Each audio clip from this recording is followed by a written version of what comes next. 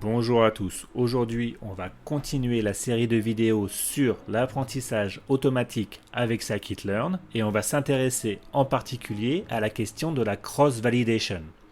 Donc le problème qu'on a, c'est que quand on fait de l'apprentissage automatique, on a plein de modèles à notre disposition. Par exemple, on a déjà vu la régression logistique, les cas plus proches voisins, SVM, Support Vector Machine, et il y a encore plein d'autres modèles à notre disposition. Et pour chacun de ces modèles, il y a des hyperparamètres à choisir. Donc du coup, comment est-ce que dans tout ce choix énorme, comment est-ce qu'on peut choisir le meilleur modèle et les meilleurs hyperparamètres associés? Donc dans la vidéo précédente, on avait proposé une méthode pour aborder ce problème qui consistait à dire on a la data, on la coupe en deux, une partie training, une partie test. On va entraîner tous les modèles avec des choix d'hyperparamètres différents sur la partie training de la data et ensuite on va comparer tous ces modèles en les évaluant sur la partie test de la data et on va choisir le modèle qui performe le mieux sur la partie test de la data. Donc ça nous donnait un résultat qui est plutôt pas mauvais, mais on a quand même un petit problème avec cette approche. Le problème, c'est que le test set, la partie test de la data, à la base, l'idée de le mettre de côté, c'était pour vérifier que notre modèle allait bien généraliser aux données qu'il n'a pas encore vues. Et avec cette méthode, le problème, c'est qu'on a choisi le modèle en fonction des données test. Le modèle a un petit peu appris des données test en quelque sorte, et du coup, on ne peut pas être garanti qu'il va bien généraliser aux données qu'il n'a pas encore vues. Donc comment est-ce qu'on peut résoudre ce problème? Eh bien, il y a une deuxième méthode qui consiste à dire ok, au lieu de couper la data en deux, on va la couper en trois. La partie test de la data, on va la garder vraiment pour la toute fin pour vérifier que notre modèle, le modèle qu'on a choisi, fonctionne bien et qu'on peut le déployer en production. Et la partie, donc on va garder la partie train et validation, la partie train pour entraîner tous les modèles avec les différents choix de modèles, les différents choix d'hyperparamètres, et la partie validation va servir à évaluer les différents choix de modèles et d'hyperparamètres pour choisir donc le modèle qui va performer le mieux sur la partie validation de la data. Donc c'est une méthode qui est intéressante. Finalement le code c'est exactement le même que ce qu'on avait fait avant, il suffit de couper la data en trois parties au lieu de la couper en deux parties.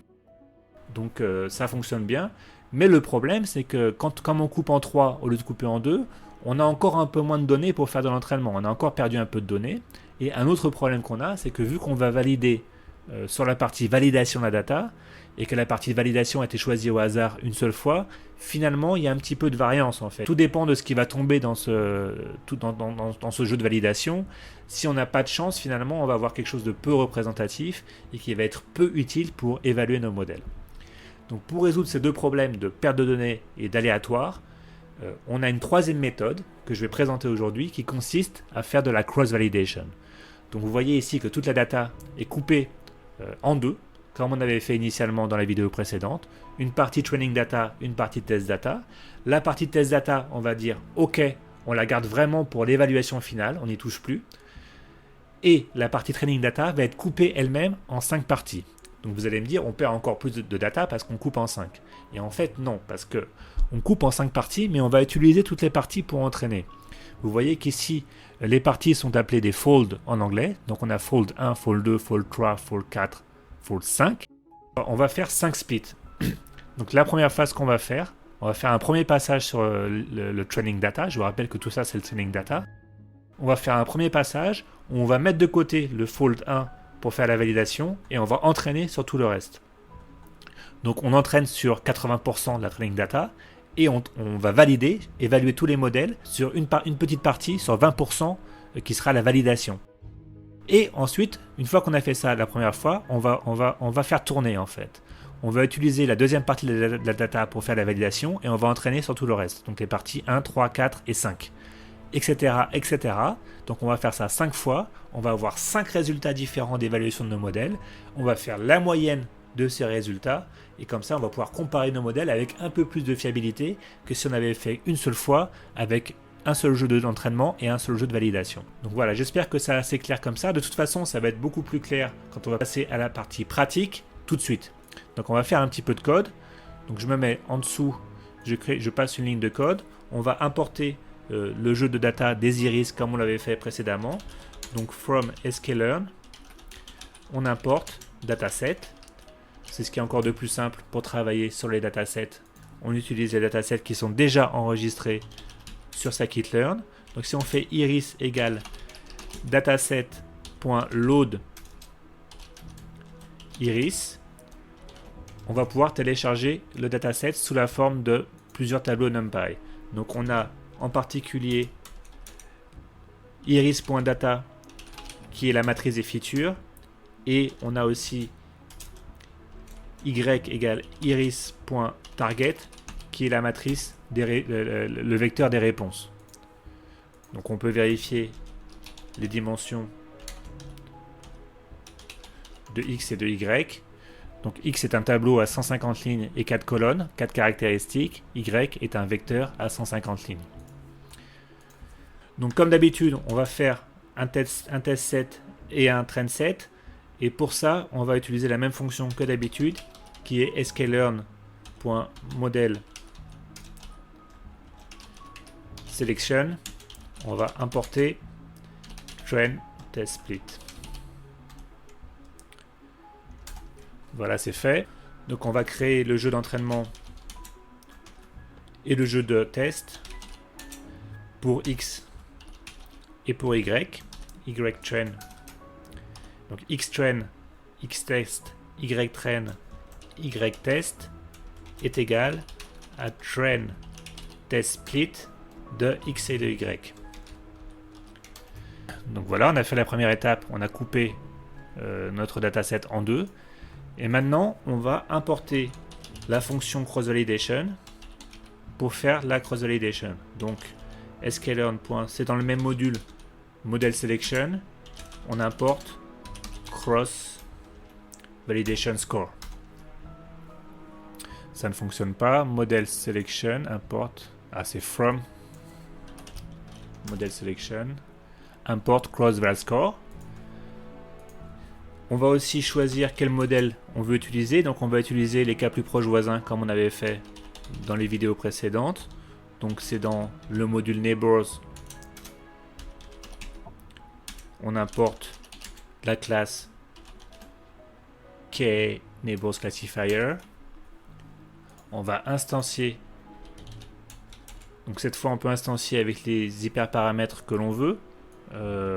Ou alors par exemple au début on peut ne pas mettre d'hyperparamètres, de toute façon il y a des valeurs par défaut, donc on peut faire comme ça, on a instancié. Et maintenant on utilise la fonction cross-val-score qui va faire tout le travail de cross-validation pour nous, qui va séparer le dataset en plusieurs parties. On peut séparer en 5 comme j'ai fait dans l'exemple, on peut aussi séparer en 10, ça donne souvent des bons résultats de manière empirique, donc je propose qu'on fasse en 10. Donc on va faire le premier argument de cross-val-score, c'est notre modèle. Ensuite, il faut mettre la data. Pourquoi il ne me laisse plus taper? Voilà. X, Y. On va choisir le nombre de cross-validation qu'on veut faire. Donc on peut faire 10 par exemple. Et il faut choisir quelle métrique on utilise pour comparer nos modèles. Donc ici, on va utiliser comme scoring l'accuracy, qui est le même que ce qu'on avait utilisé précédemment. Et si on fait Enter, on obtient un résultat qui nous donne une liste, donc un tableau NumPy avec 10 valeurs. Chaque valeur correspond à un différent split dans la cross-validation. Donc vous voyez qu'ici, on avait 5 dans cet exemple-là, mais nous on a fait 10, donc on a 10 parties dans notre training data, et donc on fait 10 fois l'entraînement et 10 fois l'évaluation des modèles. Donc on entraîne 10 fois sur 90% de la data et on évalue sur 10% restant de la data, et à chaque fois on obtient un score qui est ici dans cette liste. Et ce qui nous intéresse finalement, c'est de prendre la valeur moyenne de cette liste, et donc qui est ici de 96%. Donc on a une précision de 96% en général sur KNN, sur les cas plus proches voisins, avec les hyperparamètres par défaut. Donc maintenant qu'on a ça, en fait, on peut faire la même chose pour n'importe quel autre modèle. Ici on a choisi un modèle, donc qui est les KNN, cas plus proches voisins, avec des hyperparamètres par défaut, mais on peut choisir par exemple de faire varier l'hyperparamètre nombre de voisins dans KNN. Donc c'est ce que je vais faire maintenant. On va faire une boucle for. Donc on va prendre KInRange. on va prendre par exemple entre 1 et 30. Et donc on va faire la même chose. Donc on va à chaque fois instancier un modèle avec K. Donc le paramètre K s'appelle neighbors dans notre objet. Et donc on fait neighbors égale K. Et pour chacun d'entre eux, on va voir quelle est la moyenne du cross validation score. Voilà. Et donc on va sauver tout ça dans une liste par exemple. On peut appeler ça la liste résultat par exemple ou score. Score, donc on va initialiser une liste vide. Et ici on va ajouter à chaque fois notre résultat à la liste. Et donc si on regarde la liste score, ici normalement on va avoir 30 résultats, voilà. On a une liste avec 30 résultats qui correspond, chaque résultat correspond à un nombre de voisins prédéfinis. Donc on voit que ça varie pas mal, mais c'est difficile de travailler sur cette liste. Donc ce qu'on peut faire, c'est visualiser la liste avec Matplotlib. Donc Matplotlib, on importe toujours pyplot as plt classiquement, et on fait Matplotlib inline. Matplotlib inline pour avoir les graphiques dans le notebook. Et donc on va juste faire un graphique, donc plt.plot, un graphique basique. En abscisse, on va mettre la valeur de K. Et en ordonnée, on va mettre la liste qu'on avait appelée score. Et voilà, on a un très beau graphique. Une courbe en U, comme on avait vu dans la vidéo précédente. Il suffit de prendre le maximum finalement de cette courbe pour choisir le paramètre K, l'hyperparamètre K qui va fonctionner le mieux sur pour notre problème. Et donc on voit ici qu'on prendrait K probablement égal, je vois pas si c'est 13 ou 14 ou 12, ou K égale 20. En tout cas, K dans cette zone-là est le K qui va résoudre le mieux notre problème. Voilà, donc vous avez vu en pratique comment faire de la cross-validation. Il se trouve que ça fonctionne très bien, ça fonctionne mieux que ce qu'on avait fait précédemment. Le problème, c'est que la cross-validation va demander beaucoup plus de calculs. Il va falloir entraîner autant de fois qu'on a de split notre modèle. Donc ici, on a entraîné 10 fois le modèle. On voit qu'ici, ça fonctionne bien parce que notre modèle, c'est un modèle assez simple à entraîner, assez rapide à entraîner. Mais si on avait un modèle, par exemple, un réseau de neurones qui prend des plombes à entraîner, on choisirait pas forcément cette méthode pour évaluer nos modèles. Voilà, c'est tout pour cette vidéo. J'espère que la vidéo vous a intéressé. Si vous voulez voir d'autres vidéos similaires, eh bien, je vous encourage à vous abonner à la chaîne YouTube. Et je vous dis à très bientôt pour la prochaine vidéo sur l'apprentissage automatique avec Scikit-learn. Bonne journée à tous.